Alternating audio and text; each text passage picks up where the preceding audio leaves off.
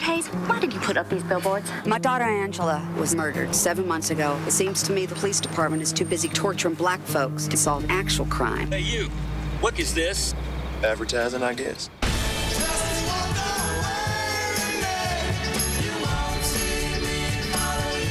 Ain't life crazy? This time, the chick ain't losing. I was on a bus going through one of the southern states of America about 18 years ago, and saw something on a couple of billboards that was very similar to what the message that we see on our billboards in this story, a message of sort of rage and pain, and I kind of wondered, you know, who would have put something like that up. And I'd always wanted to write a very strong... My last two films were In Bruges and Seven Psychos, and they had like pretty much male-dominated movies. So I wanted to do something that was kind of the opposite of that to a degree, to have a very strong female lead. And once I got the idea that the person who put those billboards up was a mother, and a very determined, strong and unusual one, everything kind of started to fall into place. Don't!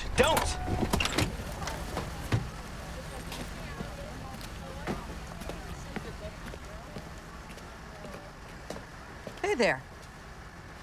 You know who threw that can? What can? How about you, sweetheart? Frances and I decided that the grief and the despair has been put aside. Now it's, as we find her in the first scene of the film, it's war. I don't think those billboards is very fair. The time it took you to get out here, Willoughby, some other poor girl's probably out there being butchered right now. But I'm glad you got your priorities straight. I'll say that for you.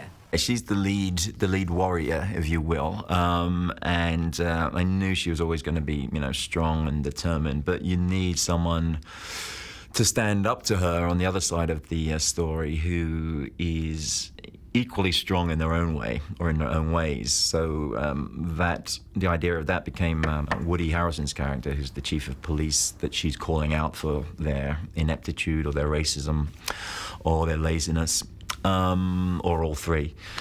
And his second in command, who is played by Sam Rockwell, who's less of a good guy, and the little warfare between that triumvirate of people, it's kind of spiraling out of control, is where the story leads to. Yeah, well, she's like John Wayne in this film, you know, and I really wanted to be the Joe Frazier to her Ali, you know. I really wanted to rise to the occasion and bring my A game, and Frances is just a force to be reckoned with. You get over here. No, you get over here. All right. What? Go, Dixon! Mrs. Hayes, have a seat. What is it I can do for you today? There was a real dynamic force coming into that station. I remember that, and it was very bold. And she was finding it. I saw her find it, what she finally arrived on, which is on film. But she came in like Lee J. Cobb or something. You know, she came in just, you know, like Charles Lawton. It was just like an explosion. And she found different ways to do it each take, you know.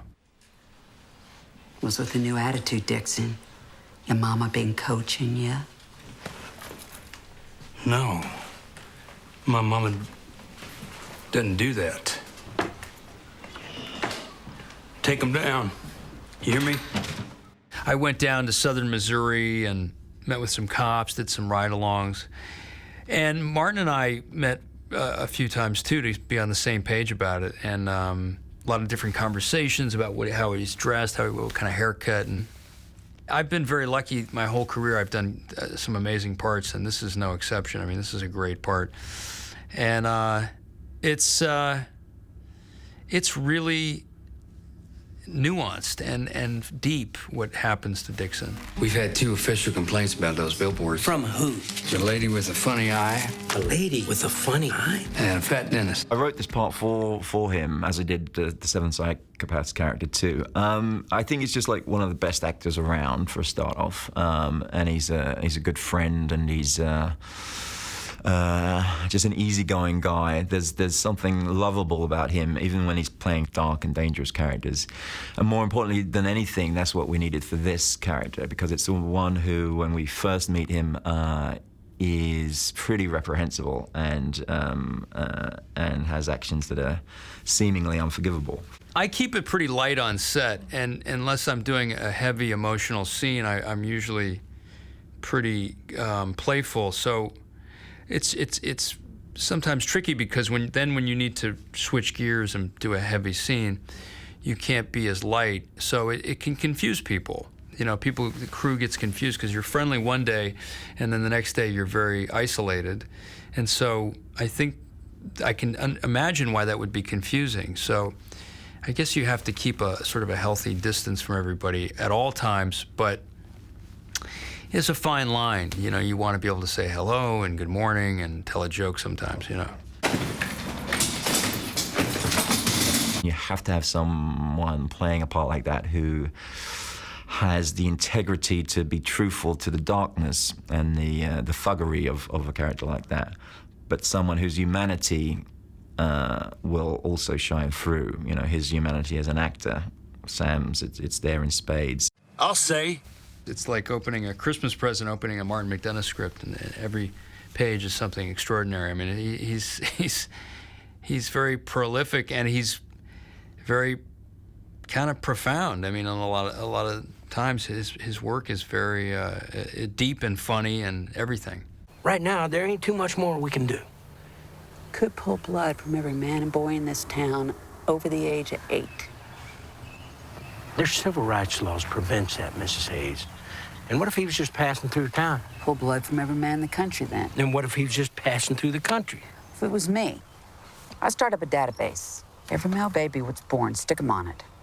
And as soon as he'd done something wrong, cross-reference it, make 100% certain it was a correct match, then kill him. Yeah, well, there's definitely civil rights laws prevents that. All of my writing kind of comes out that way, as kind of darkly comic, and I guess it's the way I sort of see the world. You see the grimness and the darkness and the sadness, but you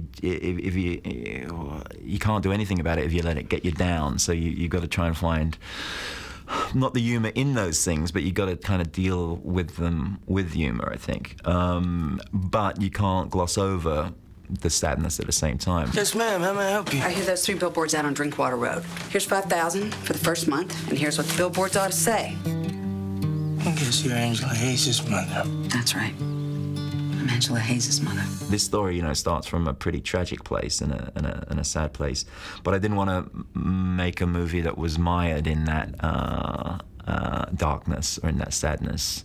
I wanted it to be life-affirming. Is always a kind of creepy, silly phrase, but there had to be a humanity and a hope to the story, and I think humor is a great way to find that, or to release ourselves from the darkness. There's a lot of good friends of Willoughby in this town, Miss Hayes. Hey there, Mildred. You didn't happen to pay a visit to the dentist today, did you? No. Huh? I said no. Oh, so it wasn't you who drilled a little hole in one of Big Fat Jeffrey's big fat thumbnails, no? Of course not. Huh? I said, of course not. You drilled a hole in the dentist? Denise, no, I didn't. I thought it was kind of funny myself, but he wants to press charges, so we're gonna have to bring you in, I'm afraid.